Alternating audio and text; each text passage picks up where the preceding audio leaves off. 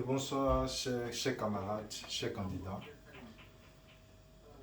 J'espère que vous vous mettez au travail parce que la compo est déjà arrivée. Pour ceux de l'ENA, la compo est déjà arrivée. Pour ceux de fonction publique, c'est bientôt. On ne sait pas exactement quand. Mais déjà après la prise de vue, les convocations vont sortir rapidement. Vous allez passer par vague. Pour ceux de l'ENA, c'est à la fin de ce mois. Voilà. Soyez prêts, ayez le moral, mettez-vous au travail, ça va aller. Ok.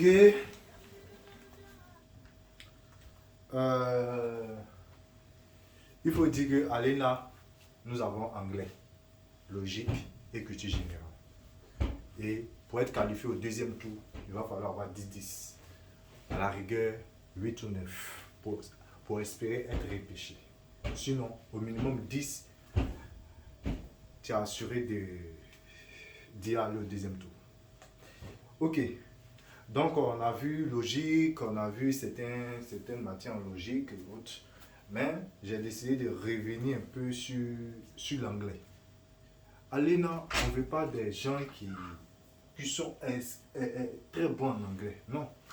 C'est des techniques qu'il faut appliquer. C'est des règles de grammaire, des vocabulaires que les gens donnent. Quelques rares fois, des cultures générales en anglais. Il ne s'agit pas de connaître aussi le sens même de la phrase. Voilà, on s'en fout de ça.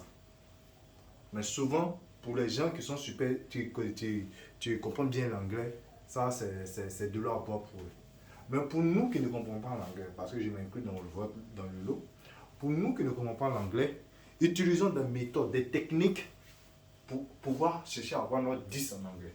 Parce que l'anglais se compte sur 20. Pour quelqu'un qui a 20 sur 20 en anglais et qui a, 10 en logique, ça fait 30 points. On a 3 matières. Dans les 30 points déjà, il est qualifié. Il n'a pas besoin de toucher culture générale.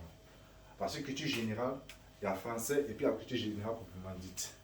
Donc, pour quelqu'un qui a bombardé en anglais 20 et qui a eu 10 en logique, vous voyez qu'il est qualifié. Mais soit il a eu 20 en logique, il a eu 10 en anglais, vous voyez qu'il n'a pas besoin d'aller toucher culture générale pour essayer d'avoir, en voulant essayer d'avoir des points encore, il va se faire creuser par des moins. Donc, le point où c'est susceptible d'avoir 20 sur 20, on a logique et puis on a anglais. Anglais, c'est pour les gens qui s'y connaissent, voilà, qui comprennent très bien et qui maîtrisent les règles de grammaire, les règles d'orthographe et la culture générale. Voilà. Maintenant, pour ceux qui ne maîtrisent pas, vous allez vous réfugier en logique et puis forcez-vous à maîtriser un peu l'anglais. Parce que culture générale, c'est pas évident. C'est pas évident. C'est vrai qu'il y a des règles de grammaire, des règles d'orthographe, le français et autres, mais c'est pas évident. Vous savez, le français est plus compliqué que l'anglais. Donc, sans plus tarder, je vais donner quelques notions, quelques règles pour des mots qu'on voit quelquefois à ces compositions. D'accord. Nous avons ici les pronoms relatifs. On a who, which, whom, was et that. Je répète. Nous avons ici les pronoms relatifs. On a who, on a which, whom, was et that. Ici, comme on choisit ici parmi les mots qui ont été donnés. Moi, je ne comprends pas anglais, mais je vais vous donner une simple technique et appliquer ça lorsque vous voyez qu'on vous donne le choix. Il y a who, il y a which, il y a whom, il y a was et that. Ici, on me dit the man is coming is my uncle. Voilà. Le monsieur qui arrive est mon oncle. Ça, c'est traduction littérale. Le monsieur, en français plutôt. Le monsieur qui arrive est mon oncle. Mais le qui, là, comment on choisit? Vous voyez ça, who, ça veut dire qui? Which, ça veut dire qui? Whom, ça veut dire qui? Was, ça veut dire dont. Et that, ça veut dire que. Ok. Donc, ici, on a 3 qui. Who, qui, which, qui et whom, qui. Mais comment on choisit entre les 3? C'est ça. Retenez bien. Et retenez cette technique. Le jour, une question de ce genre sort, vous prenez les points en même temps, à travers cette technique. Et vous avez dit, il ne s'agit pas de comprendre le sens de la femme, on s'en fout de ça. Mais je vous donne une technique, suivez. On dit, the man is coming is my uncle. Lorsque vous avez le choix entre vous, which, whom, was et that, il faut savoir que on vous demande de choisir pour mettre dans la phrase pour que la phrase ait un bon sens. Donc ici, je vais regarder. Quand c'est comme ça, vous voyez après le pointier là, on va jouer sur le pointier. Après le pointier là, je cherche à savoir est-ce que après le pointier il y a un verbe. Vous voyez un peu. Moi je ne comprends pas le sens de la phrase, je m'en fous. Vraiment, papa is coming is my uncle. Je ne comprends pas le sens de la phrase, je m'en fous. Mais c'est que le mot qui a été donné, on a qui, dont et date. Mais voilà ce qu'il faut faire. Même si tu ne connais pas le sens des mots, voilà ce qu'il faut faire. Lorsqu'on vous donne ça, on vous dit bon, vous avez le choix. Vous regardez après le pointier. Est-ce qu'il y a un verbe? Si oui, vous avez le choix entre quoi? Entre who et which. Je répète. Si après le pointier, on vous donne une phrase, après le pointier, il y a un verbe qui suit, juste après le pointier, il y a un verbe, tu as le choix entre who et which. Maintenant, le reste, tu ne peux pas choisir ça, tu bannis ça. Donc, tu as le choix entre who et which. Voilà. Après le pointier, est-ce qu'il y a un verbe? Il y a le choix entre who et which. Maintenant, comment choisir entre les deux? Je viens maintenant avant le pointier. Est-ce que le nom qui est là, est-ce que ça représente les êtres humains? Ça représente une personne. Si c'est une personne, je prends quoi? Vous. Vous est fait pour les personnes. Et which, c'est pour les objets, les animaux.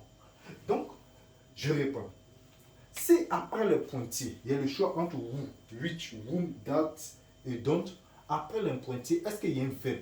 S'il y a un verbe, j'ai le choix. Tout ce qu'ils ont proposé, je dois mettre soit who qui est là et which qui est là. C'est les deux choix qui peuvent passer. Maintenant, pourquoi choisir who et pas which? Pourquoi choisir which et pas who? Je viens maintenant avant le pointier. Est-ce que le nom, c'est une personne? Ça définit une personne. Ça définit, c'est ça, une personne, un être humain. Si oui, alors je prends who. Sinon, je prends which. Si ce sont les objets, le nom qui vient avant le pointier, c'est un objet, alors je prends which. Donc, je fais d'abord après le pointier. Est-ce qu'il y a un verbe? Si j'ai un verbe, c'est soit who, soit which. Maintenant, il vient avant le pointier. Je regarde, est-ce que ce sont les hommes? Ce sont les personnes. Alors, il prend who. Si ce sont les objets, il prend which. Donc, on dit, the man is coming is my uncle. Donc, le monsieur qui arrive, le qui là, comme après le pointier, is, c'est le verbe être. C'est un verbe. Donc, il vient maintenant avant le pointier, the man. Man, ça veut dire monsieur. Voilà. Voilà, le garçon qui arrive. Donc, du coup, man qui veut dire l'homme qui arrive, le garçon qui arrive. Voilà. Et mon oncle. Le est là. Comme ça donne les traits des êtres humains, c'est-à-dire ça fait référence aux êtres humains. Du coup, je prends vous. Donc, ici, c'est vous on doit mettre. Voilà. Je prends vous parce que ce sont des personnes. Mais regardez dans la deuxième phrase. The dog went back at night is hour. Voilà. Le chien, moi, je comprends un peu le sens de la phrase. Mais si tu ne comprends pas, ce n'est pas grave. C'est la même technique. Tu as retenu cette technique, c'est fini. The dog, il y a des mots qu'il faut connaître. Il faut savoir que le dog, c'est chien. Parce que si tu ne sais pas, ça va te pénaliser. Parce que tu ne sais pas si c'est une personne ou bien ce sont les animaux. Donc, il faut connaître quelques mots. Maintenant, back, voilà, c'est un verbe. Vous voyez, troisième personne. C'est un verbe qui est là. Voilà. Donc, le chien qui aboie la nuit est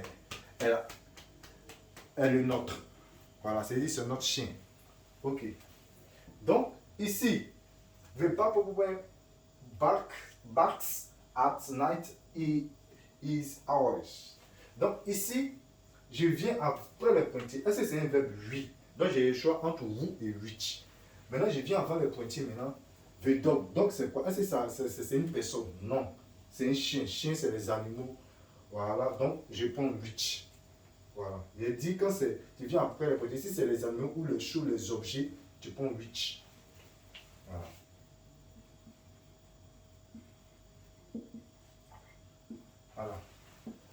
voici comment j'ai pu faire les deux exercices. Donc, je vous ai dit, lorsqu'on me donne tout ça là à choisir le pointier, je viens après le pointier, je vois est-ce que c'est un verbe. Si c'est un verbe, ok, j'ai le choix entre 8 et vous. Je viens avant le pointier. Est-ce que c'est un homme? Si c'est à faire référence aux êtres humains, alors c'est vous. Si c'est les choses, les animaux, c'est rich. Je viens ici. Betty is the girls. Pourquoi you talked to yesterday. Listen de la phrase je m'en fous. Maintenant, deuxième phrase ici. Ici, on me propose who, which, whom, was et that. Pourquoi choisir which, was, ou whom, ou was, ou that, et puis ne pas choisir les autres? Ici, il y a une technique qui a été donnée. On nous a dit après le pointier, qu'est-ce qu'on prend? Si c'est un verbe, on a le choix entre which et whom. Et si on vient avant le pointier, voilà, entre which et was. Si on vient avant le pointier, que c'est un nom, on prend who. Si c'est les objets, encore les animaux, on prend which. Mais ici, on voit qu'il y a sujet plus verbe là. Voilà. Il y a sujet plus verbe. Voici ça qui est là. Sujet plus verbe. Talking. Lorsque, après le pointier, il y a sujet plus verbe. Premier, c'était, lorsque après le pointier, il y avait verbe. Là, il y a le choix entre vous et which. Mais lorsque, après le pointier, il y a sujet plus verbe, j'ai le choix entre whom et which. Est-ce que j'arrive à me faire comprendre? Si après le sujet, il y a un verbe simplement, et après, comment dire, après le pointier, il y a un verbe simplement, j'ai le choix entre which et whom. Et je viens avant le pointier pour voir si ce sont les objets ou encore les animaux, je prends which. Si ce sont les personnes, les êtres humains, je prends who. Ça va? Ok. Maintenant, s'il y a sujet plus verbe, j'ai le choix entre which et whom. Voilà. Si c'est sujet plus verbe, si après le pointier il y a sujet plus verbe, j'ai le choix entre which et whom. Mais comment choisir l'un et l'autre? Je viens avant le pointier. Si avant le pointier, c'est des personnes, je prends whom. Si avant le pointier, c'est les objets ou encore les animaux, je prends which. Vous voyez un peu la technique. Si c'est sujet plus verbe, il y a le choix entre whom et which. S'il vient maintenant avant le pointier, si ce sont les animaux, je prends which, comme le premier. Et si ce sont les hommes, je prends whom. Voilà. Donc ici, Betty is the girls. Betty est une fille. On fait référence à une personne. Je viens avant le pointier, il y a vu sujet plus verbe. Donc, puisque c'est une personne, alors je prends whom.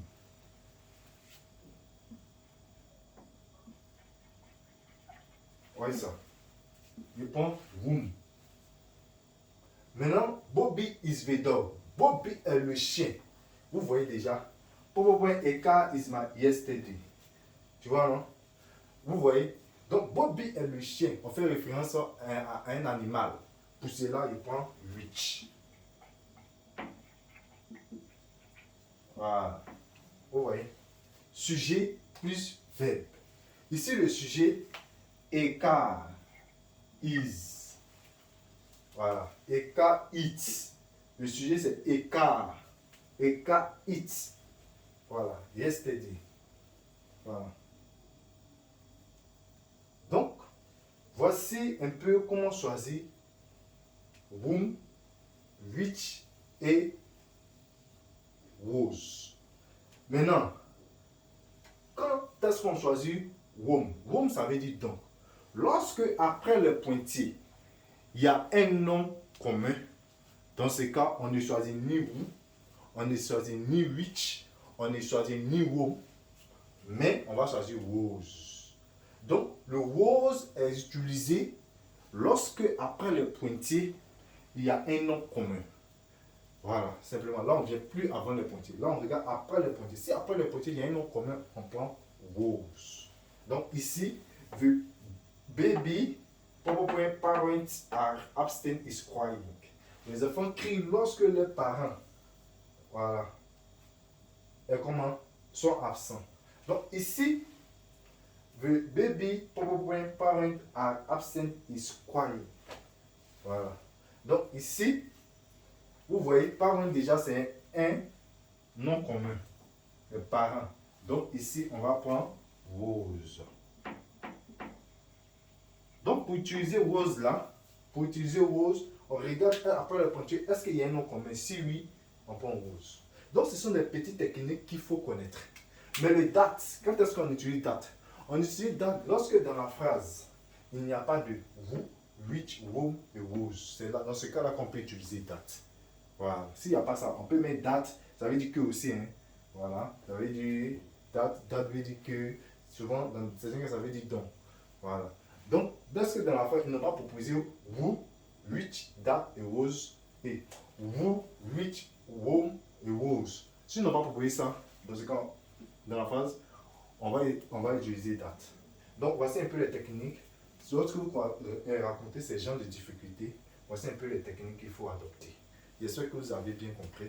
C'était tout pour ce soir. Demain, si Dieu fait grâce, on va donner d'autres techniques. Merci et puis bonne chance à tous.